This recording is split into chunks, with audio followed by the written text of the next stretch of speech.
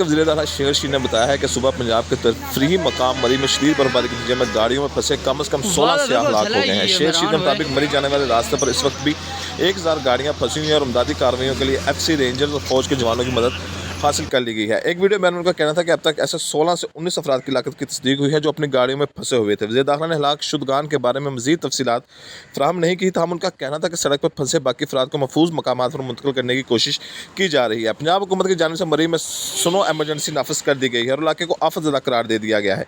शेर शी ने बताया कि इस्लामाबाद दिकर इलाका जहाज से मरी की तरफ आज जाने वाले रास्ते बंद कर दिए गए हैं और सिर्फ खुराक और हमदर्दी संभालने जाने वाली गाड़ियों को ही दाखिले की इजाज़त दी जा रही है। वज़ीर दाखिला ने उम्मीद जाहिर की है कि हफ्ते की शाम तक मरी और उसके रास्ते में फंसी गाड़ियों को निकाल लिया जाएगा। ताहम इनके मुताबिक मरी जाने वाले रास्ते इतवार की रात 9 बजे तक बंद रहेंगे।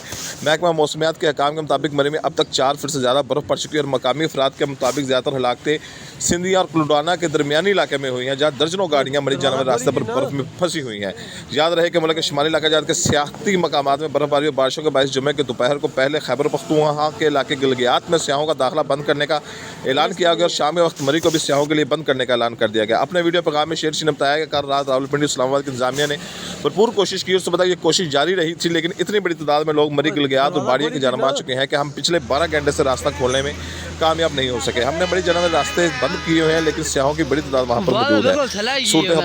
सूरत हाल के हवाले से कहना था कि इसलिए हमने ये फैसला किया कि हम डिक्लेयर सिविल आर्म फोर्सेस की भी मदद तलब कर रहे हैं ताकि लोगों को भी निकाला जा सके। इससे कबल डिप्टी कमिश्नर रावलपिंडी के ट्विटर अकाउंट पर यह खबर जारी की गई थी कि 1000 गाड़ियाँ इस वक्त भी मरी में फंसी हुई हैं, जबकि 23000 गाड़ियों को बाहिफाजत निकाल लिया गया है। DSP मरी ने अपने वीडियो पैगाम में कहा कि 4 फुट तक बर्फबारी हो चुकी है और दर्जनों दरख्त सड़क पर गिर चुके हैं।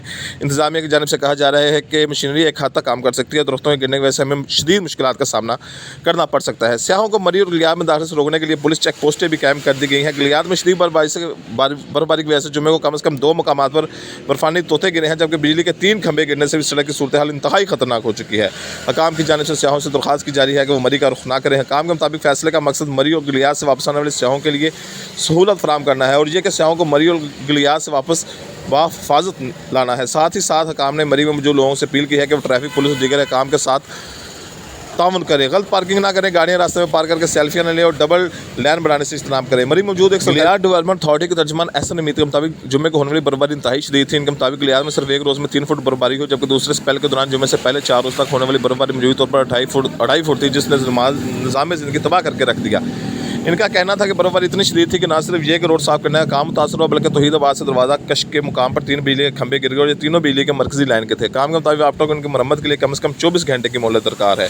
ऐसा नमीद के मुताबिक दोपहर वक्त गिलगियात में पहले एक मुकाम पर बर्फानी तोता गिरा था और शाम के बाद एक और मुकाम पर बर्फानी तोता गिरा है, जिससे एबटाबाद को मरी से मिलाने वाले रोड मुकम्मल तौर पर ब्लॉक हो चुके हैं, जिस वजह से रोड सफ़र के काबिल नहीं रहा। मरी मुल्क के मुताबिक यही नहीं बल्कि सियाहों की एक बड़ी तादाद ने जुम्मे के रोज़ मरी का रुख किया और पुलिस के मुताबिक उस वक्त मौसमी हालात भी अच्छे नहीं है और शदीद बर्फबारी के सबब रोड साफ नहीं हो सकता क्योंकि उस वक्त 2 फुट बर्फ गिर चुकी है। पुलिस के मुताबिक गाड़ियाँ फिसलन के शिकार हैं और कई गाड़ियाँ रोड पर खड़ी हैं जिनको मदद फराहम की जा रही है, जबकि दरख्तों बिजली खंभों के टूटने के खदशात मौजूद हैं। मरी इंतजामिया के मुताबिक ज़ाहिर ऐसा लगता है कि मरी में तमाम होटल्स गेस्ट हाउस सियाहों से भर चुके हैं। चुनाचे सूरत हाल में जब मौसमी हालात भी अच्छे ना हो और रिहाइश की जगह भी मौजूद ना हो तो सियाहों को बिल्कुल भी मरी का रुख नहीं करना चाहिए। ऐसे नमीद के मुताबिक गिलियात के होटलों और गेस्ट हाउसेस में जगह मौजूद नहीं है और तमाम होटल और गेस्ट हाउस भर चुके हैं। उन्होंने कहा इस वक्त जिन सियाहों को जगह नहीं मिली या वो रोड पर फंसे हैं उनको खुसूसी तौर पर मदद फराहम की जा रही है क्योंकि वो बज़ाहिर वो गैर महफूज हैं।